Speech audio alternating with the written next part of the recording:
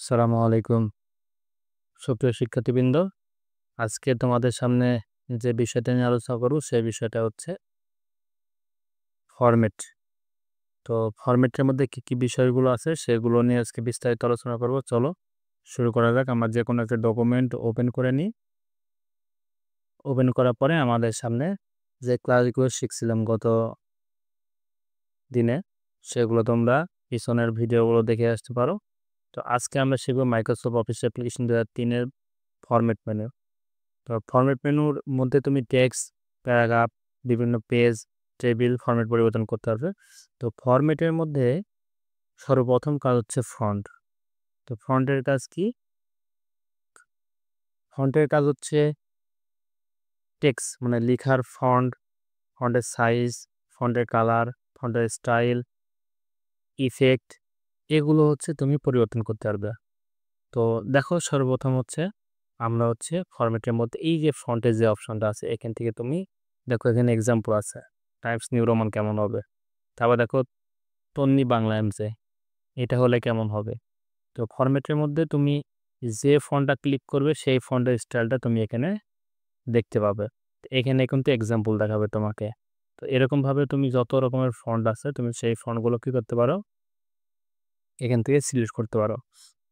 তো তোমাদের এখানে একটা বিষয় বলা হয়নি, সেটা হচ্ছে ইংরেজি লেখার জন্য অফিসিয়াল ফন্টের নাম হচ্ছে টাইমস নিউ রোমান, আর বাংলা লেখার অফিসিয়াল ফন্টের নাম হচ্ছে শুটনি এমজে।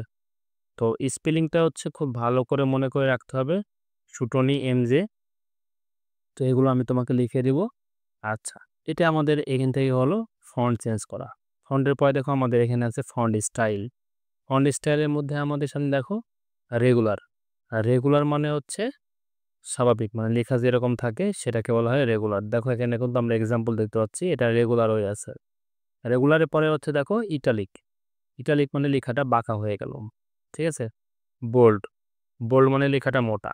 আর তুমি যদি চাও মোটাও করবে আর বাঁকাও করবে সেই ক্ষেত্রে বোল্ড ইটালিক দুইটা একসাথে করতে হবে, তাহলে মোটাও হবে বাঁকাও হবে। পাশে দেখো ফন্ট সাইজ, তুমি এখান থেকে ফন্টের সাইজ কম বেশি করতে পারবে। তুমি এখান থেকে লিখতেও পারবে অথবা এখান থেকে সিলেক্ট করতে পারবে। তারপরে দেখো আমাদের সামনে আছে ফন্ট কালার। আমরা যে লেখাগুলো লিখি লেখার কালারগুলো তুমি এখান থেকে পরিবর্তন করতে পারবে। তারপরে আছে আমাদের সামনে আন্ডারলাইন। আন্ডারলাইন মানে হচ্ছে লেখার নিচে হচ্ছে যে দাগটা সেটাকে আমরা আন্ডারলাইন বলি। তো এখানে দেখো অনেকগুলো আন্ডারলাইন আছে, তুমি যেটা তোমার প্রয়োজন সেইগুলো তুমি এখান থেকে ইউজ করতে পারো। দেখো এখানে দেওয়ার পরে অটোমেটিকলি দেখো আন্ডারলাইন হয়ে গেল। তুমি চাইলে এই আন্ডারলাইনের আবার কালার করতে পারবে। তো সেই ক্ষেত্রে আমরা আন্ডারলাইনের কালারে ক্লিক করে তুমি যে কালারটা দিবে সেই কালারটাই, যে দেখো আন্ডারলাইন কালারটা হয়ে গেল। এইটুকু ছিল আমাদের বেসিক, যেটা আমরা ফরম্যাটের মধ্যে ফন্টে গিয়ে তোমাদেরকে দেখালাম। সেই বিষয়গুলো কিন্তু সম্পূর্ণটা আমাদের এই যে ফরম্যাটিং বার, প্রথম ক্লাসে বলেছিলাম ফরম্যাটিং বার, এখান থেকেও তুমি এই যে ফন্ট, বিভিন্ন রকম ফন্ট স্টাইল আছে, ফন্ট চেঞ্জ করতে পারবে, ফন্টের সাইজ চেঞ্জ করতে পারবে। যেটাকে বোল্ড বললাম সেটা বি, বি ফর বোল্ড, তারপর I for italic, U for underline, তারপরে এই যে ফন্টের কালার। তো যেগুলো শিখিয়েছিলাম ফরম্যাটের মধ্যে ফন্টের মধ্যে, তো সেগুলো আমাদের বাহিরেও আছে। এইটুকু পর্যন্ত আমাদের বেসিক। এরপরে আমাদের দেখো ফরম্যাটের মধ্যে সবথেকে গুরুত্বপূর্ণ কাজগুলো আছে ফরম্যাটের মধ্যে। ইফেক্ট, ইফেক্টের মধ্যে দেখো স্টিকথ। স্টিকথ বলতে গেলে একটানে কাটা, কোনো লেখার মাঝখান দিয়ে কাটা। তুমি বলতে পারো যে একবারে কেটে দিলেই তো হয় না, আমরা দৃশ্যমান রাখবো, লেখাটাকে দেখাবো কিন্তু মাঝখান দিয়ে কেটে দিব। তো এই জন্য আমরা কি করব, ফরম্যাটের মধ্যে মনে করো ফর এক্সাম্পল সামনে ঈদ, ঈদে মার্কেট করতে যাবে। ঈদে মার্কেট করতে যাওয়ার পরে তোমরা তো মোবাইল কেনো বা বিভিন্ন মার্কেটে গিয়ে বিভিন্ন প্রোডাক্ট কিনো। তো এখন বিষয় হচ্ছে ওই প্রোডাক্টগুলোর গায়ে দেখবা যে আগে একটা মূল্য ছিল কিন্তু পরে এটাকে কি করছে, ছাড় দিয়েছে। ছাড় দেওয়ার পর তোমাদের সামনে নতুন একটা দাম দিয়েছে। সেটা কিভাবে, মনে করো একটা প্রোডাক্টের দাম মোবাইল ফোন, মোবাইল ফোনের দাম হচ্ছে আগে 25,000 টাকা ছিল, এই দামটা কমায় এখন 22,000 টাকা করছে। এই যে এই মূল্যটা কি করে, মাঝখান দিয়ে কেটে দেয়। তো আমরা হচ্ছে যে কোনো কিছু করার জন্য সেটাকে আগে সিলেক্ট করে নিতে হবে।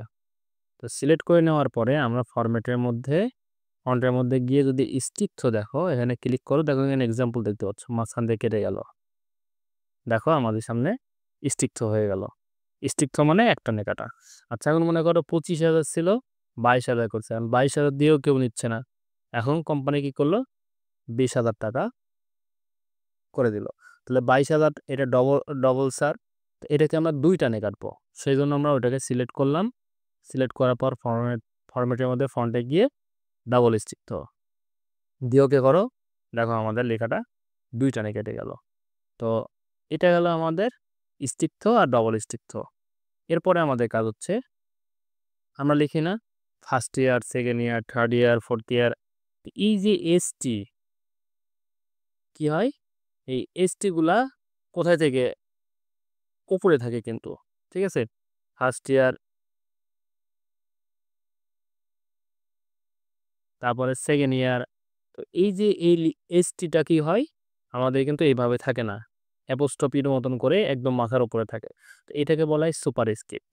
কোনো লেখার উপরে তুলে নিয়ে যাওয়াকে সুপার স্ক্রিপ্ট বলা হয়। তো ওই লেখাটাকে সিলেক্ট করলাম, ফরম্যাটের মধ্যে ফন্টে গিয়ে যদি আমরা সুপার স্ক্রিপ্ট করি, দেখো এখানে সুপার স্ক্রিপ্ট আছে, দিয়ে ওকে করো, দেখো এই লেখাটা উপরে উঠে গেল। এটাকে বলা হয় সুপার স্ক্রিপ্ট। সাব স্ক্রিপ্ট কি? আচ্ছা, পানির সংকেত কি বলতো? পানির সংকেত হচ্ছে H2O। এই টুটা কোথায় থাকে? আমরা সবাই জানি টুটা নিচে থাকে। তাহলে কোনো লেখা, কোনো ওয়ার্ড বা কোনো সেন্টেন্স বা কোনো অ্যালফাবেট যদি আমরা নিচে দিতে চাই, সেই ক্ষেত্রে আমরা সেটাকে বলবো সাবস্ক্রিপ্ট। ফরম্যাটের মধ্যে ফন্টে গিয়ে দেখো সাবস্ক্রিপ্ট আছে, এখানে ওকে করো, দেখো লেখাটা নিচে চলে আসলো। তাহলে আমরা ইফেক্টের মধ্যে কি কি দেখলাম? ইফেক্টের মধ্যে শিখলাম আমরা স্টিকথ, ডবল স্টিকথ, সুপার স্ক্রিপ্ট, সাবস্ক্রিপ্ট, ঠিক আছে। তো এর পরবর্তীতে আমাদের যে ইফেক্টগুলো আছে খুব একটা কাজের না। দেখো শ্যাডো, শ্যাডো বলতে গেলে এই জায়গাতে ফলো করো, এই জায়গাতে ফলো করো। শ্যাডোতে যদি আমরা ক্লিক করি, তাহলে হালকা দেখো যে 2000-এর মধ্যে একটু শ্যাডো হচ্ছে। আউটলাইন, আউটলাইন মানে দেখো চারিদিক দিয়ে লেখা আছে, মাঝখানে লেখা নাই, এটাকে বলা হয় আউটলাইন। এমবস মানে একবারে হাইড হয়ে গেছে। তারপরে ইনগ্রিপ, এটাও হাইড কিন্তু হালকা ঝাপসা, হ্যাঁ। তারপরে স্মল ক্যাপ, এটা এবিসিডি হলে ভালো বোঝা যেত। অল ক্যাপ, তারপরে হিডেন, এগুলো এবিসিডি থাকলে আমি 2000 সিলেক্ট করছি তো নিউমেরিক, এই জন্য এটা দেখাচ্ছে না। তো এর পরবর্তীতে আমাদের ক্যারেক্টার স্পেসিং আছে, ফন্টের পরে ক্যারেক্টার স্পেসিং। তো এখানে ক্লিক করার পর দেখো আমাদের সামনে স্কেল আছে, এটা নর্মাল থাকবে, 100% থাকবে, এগুলো যেভাবে আছে সেভাবে থাকবে। আর টেক্সট ইফেক্ট, টেক্সট ইফেক্টের কাজ হচ্ছে এই এই 2000 দিকে ফলো করো, এটার দিকে ফলো করো, দেখো এটা লাফাচ্ছে, লেখাটা কিন্তু অটোমেটিক লাফাচ্ছে। ফরম্যাটের মধ্যে ফন্টে গিয়ে আবার যদি আমরা এটা ক্লিক করি, তাহলে এই যে চারিদিক দিয়ে দেখো বিয়ে বাড়িতে যেমন অনুষ্ঠান হয় না, এরকম লাইটিং হচ্ছে। এক কথায় এটা হচ্ছে একটা আর্ট। এটা এরকম, এটা এরকম, এটা এরকম। দেখো এই লেখাটা কি হচ্ছে,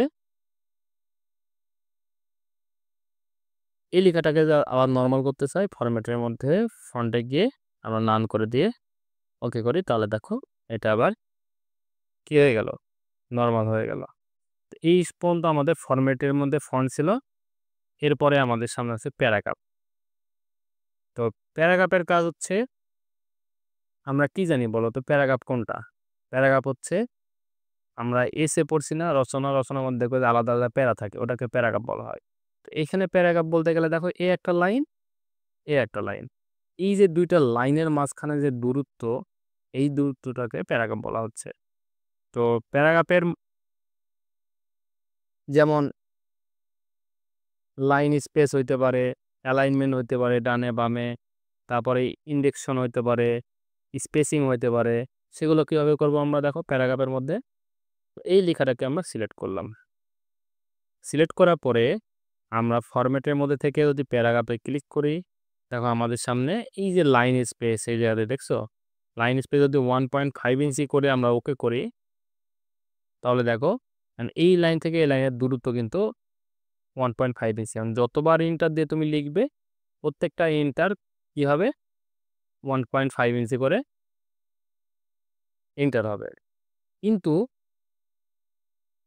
এখান থেকে দেখো এই লাইনগুলো আমরা এন্টার করি, এগুলো কিন্তু 1.5 ইঞ্চি হচ্ছে না কেন, এগুলো আমরা সিলেক্ট করিনি। তো এখন দেখো এই লেখাগুলোকে আবার কি করি, আমি এই লেখাগুলোকে আমি যদি প্যারাগ্রাফে যাই 1.5 ইঞ্চি ডবল করি, তাহলে দেখো 2 ইঞ্চি পর্যন্ত গ্যাপ হয়ে যাচ্ছে, প্রত্যেকটা ইন্টারের দূরত্ব 2 ইঞ্চি করে হচ্ছে।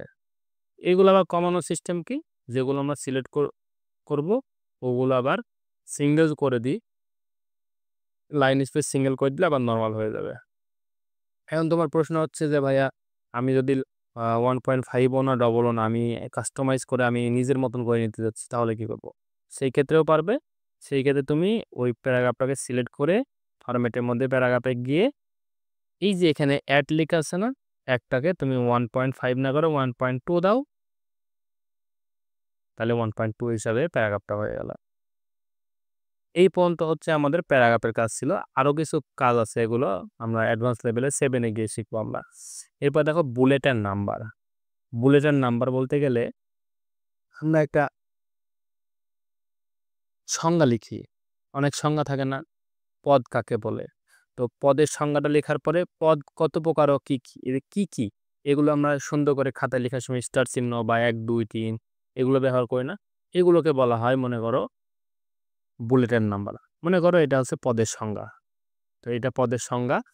এখন আমরা কি করব, এই যে এই নিচেরগুলো মনে করো কত প্রকার ও কী কী এগুলো দেওয়া আছে, এগুলোকে আমরা চাচ্ছি বুলেটের নাম্বার করতে। কি কি করব আমরা, বুলেটের নাম্বার। তো এই জন্য কি করব, যেগুলো করব সেগুলোকে আমরা সিলেক্ট করে নিলাম। সিলেক্ট করে নেওয়ার পরে দেখো ফরম্যাটের মধ্যে বুলেট অ্যান্ড নাম্বারিংয়ে ক্লিক করি। দেখো এখানে বুলেট প্রথমে আছে, বুলেট নান মানে কোনো কিছুই করব না। তো এখানে বিভিন্ন রকম বুলেট আছে, তুমি যেটা পছন্দ করো সেটা নিয়ে যদি তুমি ওকে করো, প্রত্যেকটাতে বুলেট হয়ে গেল অটোমেটিক। আর তুমি যতবার ইন্টার দিবে ততবার এগুলো চলে আসবে। এগুলো কেটে দেওয়ার সিস্টেম আছে, ইন্টার দিয়ে আরেকটা ইন্টার দিলে ওটা কেটে যাবে। আবার নিয়ে আসার বুদ্ধি, প্রথম যেটা লাস্টের এখানে ক্লিক করে ওকে করো, দেখো আবার চলে আসবে। প্রশ্ন হচ্ছে যে ভাইয়া আমি যে কয়টা লিখলাম এটা তো আবার আমাকে গুনতে হবে, তো আমি বুলেট না নিয়ে আমি 1 2 3 নিতে যাচ্ছি বা রোমান সংখ্যা নিতে যাচ্ছি বা ক খ গ ঘ নিতে যাচ্ছি, সেই ক্ষেত্রে কী করবো? সেই ক্ষেত্রে আমরা এটুকু সিলেক্ট করব। সিলেক্ট করার পর ফরম্যাটের মধ্যে দেখো বুলেটের নাম্বার থেকে এই যে পাশে বুলেটের পরে নাম্বার আছে, এখানে 1 2 3 আছে, রোমান সংখ্যা আছে, ABCD আছে। হ্যাঁ, তুমি তখন ABCD গুলো সিরিয়ালে চলে আসবে। দেখো ক খ গ ঘ যখন বাংলা করবে তখন অটোমেটিক ক খ গ ঘ অপশন চলে আসবে। তো এইটা গেল আমাদের বুলেটের নাম্বার। বুলেটের নাম্বারের পরে আমাদের যে ফাংশনগুলো আছে সেগুলো আমরা হচ্ছে আগামী ক্লাসে শিখব। আজকের মতো এই পর্যন্ত, সামনের ক্লাসের জন্য আবার অপেক্ষা করো।